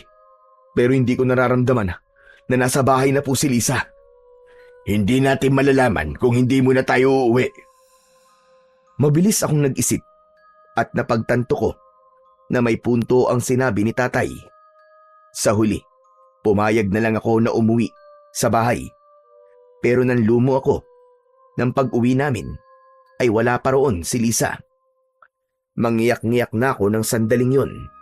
Abot langit na ang pag-aalala ko para sa aking nobya. Tay, lalabas lang ako ulit ha. Hanapin ko lang ulit si Lisa. Kahit ako na lang po maghanap sa kanya, Tay. Magdadala na lang po ako ng itak para sakaling kung makita ko ng hanagob ay malalabanan ko siya. Nestor, makinig ka sa akin, anak. Delikado nang lumabas. Pero Tay, hindi ko po pwedeng pabayaan si Lisa. Baka kung ano na po nangyayari sa kanya eh. Kailangan ko po siyang hanapin. Nestor anak. Makinig ka. Ipagdasal na lang natin na ligtas siya. Pasensya na po, Tay. Pero hindi ko po kayang iasa sa dasal si Lisa. Kailangan may gawin ako. Hindi ako makakatulog hanggat hindi ko nasisiguro na ligtas si Lisa. Natigilan kami ni Tatay nang may biglang kumatok sa pinto. Nanlaki ang mga mata ko at ang unang pumasok sa utak ko ay si Lisa na yon. Nagmamadali kong binuksan ang pinto pero bumagsak ang balikat ko nang hindi si Lisa ang nakita ko, kundi ang matandang babae na si Aling Emma. Nagtaka ako dahil may sugat siya sa ulo at may natuyong dugo sa kanyang muka. Agad kong inalalayan si Aling Emma at dinala ko siya sa loob ng aming bahay. Pinaupo ko siya dahil halatang hinang-hina siya. Maging si Tatay ay nagtaka kung bakit ganun ang kalagayan ni Aling Emma. Ano nangyari sa inyo, Aling Emma? Inatake ba kayo ng hanagob? Hindi. Hindi hanagob ang may gawa nito sa akin, kundi si Romano. Ano kanyo? Si Kapitan? Bakit naman po kayo sasaktan ni Kapitan? Dahil sinabi ko sa kanya, nabuntis ang iyong nobya, Nestor. Ano? Pero hindi po buntis si Lisa, nagkakamali po kayo. At bakit naman kayo sasaktan ni Kapitan kung sakali mang buntis si Lisa? Buntis siya. Hindi niya lang alam. 6 na buwan na siyang buntis. Sadyang may mga babae na hindi malaki ang tiyan kapag nagbuntis. Nang nasa bahay na ako ni Romano ng araw na nakausap ko ang nobya mo, ay tinanong niya ako kung ano ang ibig kong sabihin na lalaki ang anak ng nobya mo. Sinabi ko na buntis si Lisa. Nagtaka ko nang matuwa si Romano. Nagtanungin ko siya ay sabi niya sa akin na nakita niya na ang iaalay niya sa hanagob. Tumutol ako kaya pinukpok niya ako ng bote sa ulo. Itinali niya ako at binihag niya ako para hindi ko masabi sa inyo ang plano niya kay Lisa. Mabuti na lang at nagawa kong makatakas. Kung ganun, si Kapitan na may hawak ngayon kay Lisa? Tama ka. Siya ka, Nestor. Malamang ay hindi rin totoong parapol na ginawa na yun ni Romano. Sinadya niyang si Lisa ang manalo roon para pumunta si Lisa sa bahay niya. Nestor, tara na. Pumunta na tayo sa bahay ni Romano. Bilisan natin. Sandali lang. Wala roon si Romano at si Lisa. Dinala ni Romano si Lisa sa abandonadong simbahan na nasa lumang sementeryo. Doon niyo sila puntahan. Bilisan niyo at baka huli na ang lahat. Ngayong gabi na iaalay ni Romano si Lisa sa halagob. Hindi na kami nag-aksaya ng oras ni Tatay. Kumuha kami ng tig-isang itak at tumakbo na kami patungo sa lumang sementeryo. Hindi ako makapaniwala na buntis pala si Lisa.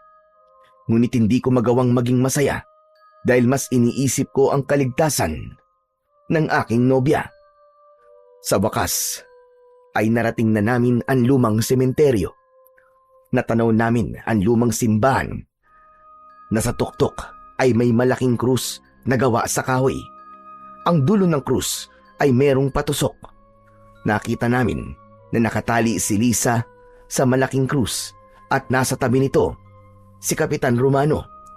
Tumakbo kami papunta sa simbahan pero hinarangan kami ng mga lalaki na naniniwala kay Kapitan Romano.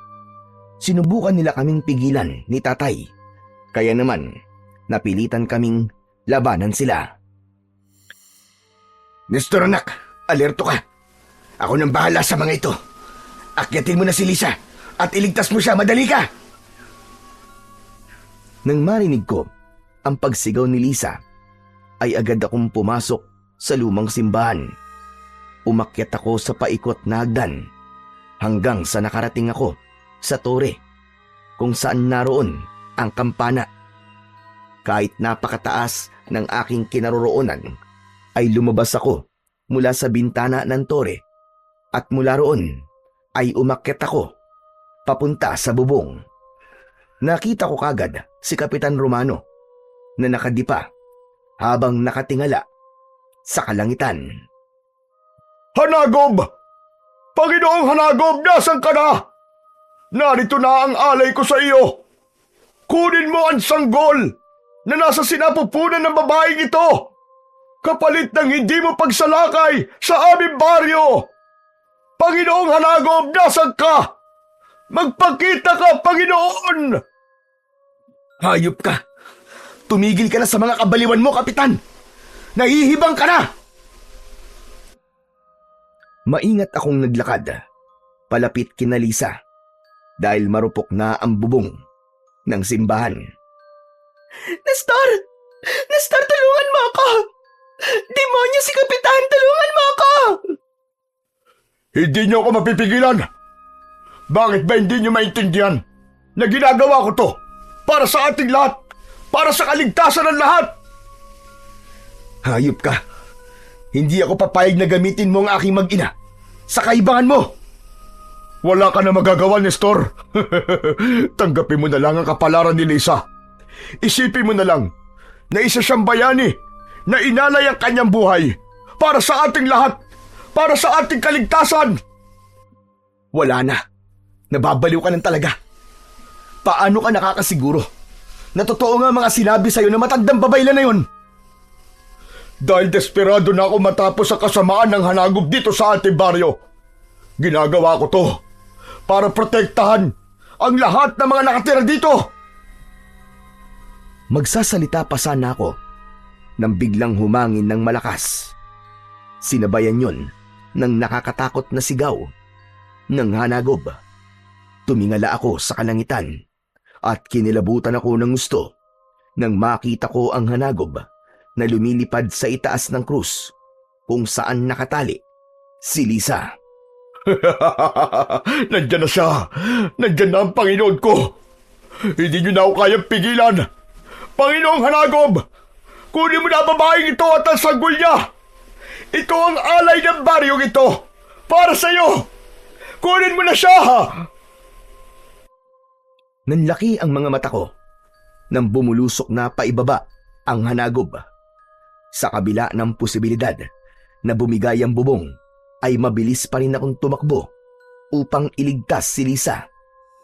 Haharangan sana ako ni Kapitan Romano, pero iniumang ko sa kanya ang itak. Napaatras siya at sa hindi sinasadyang pangyayari ay nahulog siya mula sa bubong ng simbahan. Malakas na bumagsak ang katawan niya sa lupa na agad niyang ikinamatay. Nestor! Nestor, tulungan mo ako! Ayoko pang mamatay! Tulungan mo ako dito! Hindi muna ako nagsalita. Itinuon ko ang aking atensyon sa pagtatanggal ng pagkakatali kay Lisa hanggang sa naramdaman ko ang presensya ng Hanagob na papalapit sa amin. Mabilis akong humarap at sakto ng ilang dipa na lamang ang layo ng hanagob sa amin. Agad akong yumuko at nang dumaan siya sa ibabaw ko, ay itinarak ko ang itak sa kanyang tiyan. Malakas na umatungal ang hanagob at muli siyang lumipad papunta sa itaas. Ginamit ko na ang itak para putulin ang lubid na nakatali kay Lisa. Napakabilis ng tibok ng puso ko ng mga sandaling yon. Awang-awa na ako para kay Lisa dahil umiiyak siya ng dahil sa labis na takot.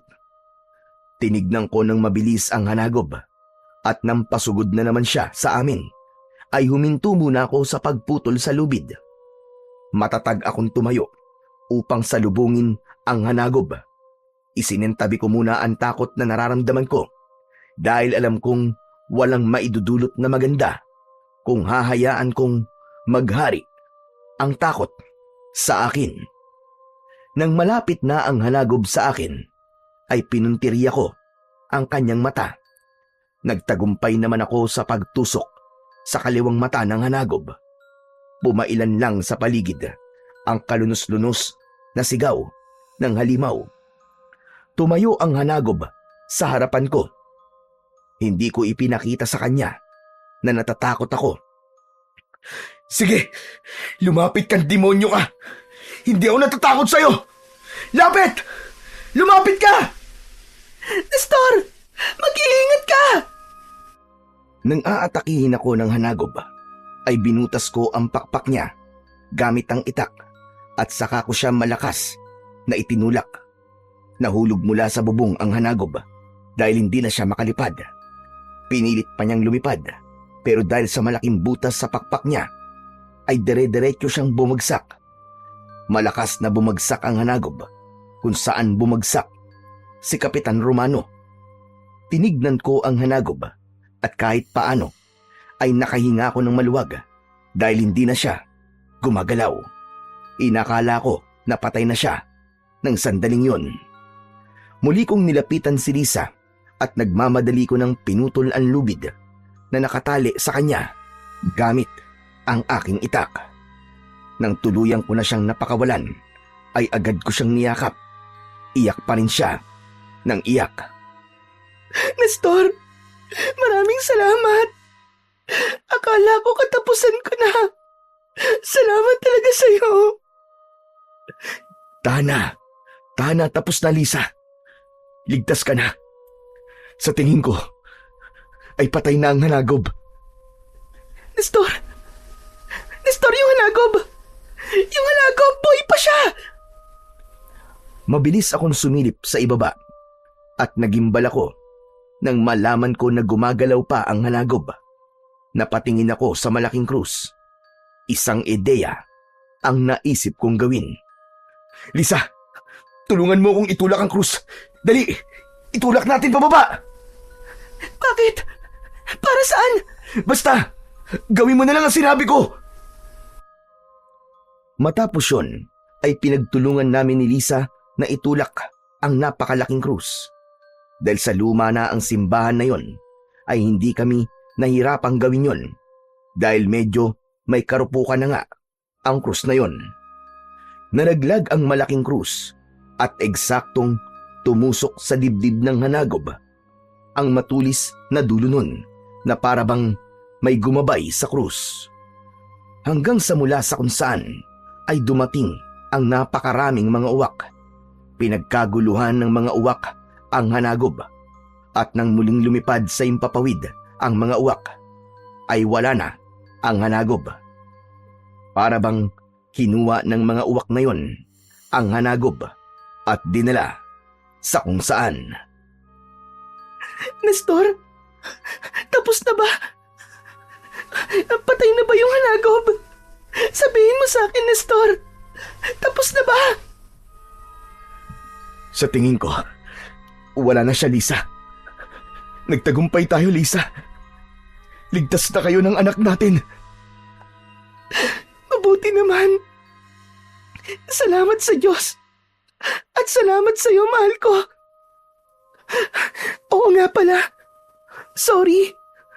Kung, kung hindi ko alam na buntis ako. Normal lang kasi sa akin na minsan ay matagal akong walang buwan ng dalaw. Hindi rin naman kasi lumalaki ang tiyan ko eh. Kaya wala talaga akong kaalam-alam na buntis ako. Nestor, baka isipin mo, hindi ko sinasabi sa'yo na buntis ako ha. Lisa, ano ka ba? Huwag kang mag-alala. Hindi ko iniisip ang alinman sa mga yan. Naipaliwanag na sa akin ni Aling Emma na may mga babae talaga na hindi nila alam na buntis sila. Mabuti naman. Pero Nestor, hindi ka ba nagagalit sa akin? Kasi hinayaan kong mabuntis mo ko. Ha? Bakit naman ako magagalit sa'yo? Eh tayong dalawa naman ang gumawa niyan, di ba? Ginusto natin yun pareho. Saka, napakasaya ko nga eh. Kasi, magkakaroon na tayo ng anak. Magiging tatay na ako. Ikaw ba? Masaya ka rin ba kagaya ko? Oo naman, Nestor. Abot langit ang kasiyahan ko. Kasi, kahit hindi pa tayo kasal, ay alam kong nabuo ang batang ito nang dahil sa pagmamahalan nating dalawa. Mahal na mahal kita, Nestor. Kayo ng anak ko, ang buhay ko. Nang nabanggit ni Lisa ang salitang kasal, ay napangiti ako. Lumuhod ako sa kanyang harapan at pasimple kong kinuha sa bulsa ng aking pantalon ang engagement ring na palagi kong daladala. Diretso kong tinignan si Lisa sa kanyang mga mata. Hoy, Nestor, anong gagawin mo? Bakit ka nakaluhod? Tumayo ka nga dyan, ano ka ba? Baka mahulog ka pa dyan eh. Nestor, ano ba? Lisa, ang totoo, matagal ko nang binili ang singsing na to. Palagi ko itong dala para sa magandang pagkakataon na tanungin ka ng isang napaka-importanting katanungan. Lisa, mahal ko, handa ka bang pakasalan ako at makasama ko habang buhay? Para ka namang sira. Oo naman. Ang tagal ko na kayang hinihintay na mag-propose ka sa akin. Kinuha ko ang isang kamay ni Lisa at isinuot ko sa daliri niya ang singsing. Matapos yon ay tumayo ako at mahigpit kaming nagyakap. Kasabay nun ay binigyan ko siya ng isang mainit na halik sa kanyang labi. Hindi na kami nagtagal sa itaas ng simbahan at bumaba na kami. Sinalubong kami ni tatay at nagulat ako dahil lahat ng mga lalaking humarang sa amin ay bagsak na. Wow, grabe! Tay, ang galing niyo naman! Natalo niyo po ang mga lalaking yan! Kahit mag-isa lang kayo, anong ginawa niyo? Kung hindi mo na itatanong sinanay ko talaga ang sarili ko sa pakikipaglaban dahil sa nagob. Pero pinatulog ko lang ang mga yan. Hindi ko sila kayang patayin dahil alam kong nabulag lang naman sila sa paniniwala nila kay Kapitan Romano. Pero tay, kahit na po, napakagaling niyo pa rin. Pero mas magaling ka, anak, dahil nagtagumpay kang patayin ng hanagob. Ikaw ang tunay na bayani. Kahit nga po ako hindi makapaniwala na magagawa ko po yun. Siguro po, dahil lang po sa kagustuhan ko pong iligtas si Lisa, ay lumabas po ang tapang at lakas na itinatago ko. Pero tay, sa tingin niyo po ba, ay patay na po talaga yung hanagob? Kinuha po kasi ng mga uwak yung katawan niya matapos siyang matusok ng malaking krus eh. Alam mo, anak, sa totoo lang ay hindi ko rin alam. Pero ito ang unang beses na may nakagawang patayin ng hanagob. Umasa na lang tayo na sa susunod na mga gabi o makalipas ang 20 taon ay hindi na siya muling mabubuhay at muling mamiminsala sa ating baryo. Sana naman po ay hindi na mabuhay ang hanagob. Pero nakakalungkot po na wala na po si Kapitan Romano. Kahit mali po ang mga ginawa niya, ay alam kong Nagawa niya lang ang mga yon dahil sa kagustuhan niyang iligtas ang ating baryo. Wala na tayong magagawa sa pagkamatay niya. Nakatakda na yung mangyari. Ang mabuti pa ay bumalik na tayo sa ating baryo. Sabihin natin sa mga tao ang nangyari dito dahil paniguradong matutuwa sila. Halina kayo, bilisan natin. Gaya ng sinabi ni tatay, ay natuwa ang mga tao sa baryo nang malaman nilang napatay na namin ang hanagob na matagal nang namiminsala sa aming baryo. Para silang nabunutan ng tinik matapos ang mga gabing puno ng takot at pangamba na siguro namin napatay na talaga ang hanagob dahil sa mga sumunod na gabi ay hindi na siya umatake pa. Nang tuluyang humupa ang tubig sa ilog, ay nagpasya kami ng aking nobya na bumalik na sa Maynila. Ilang buwan ang lumipas, ay muli kaming bumalik sa baryo para doon magpakasal.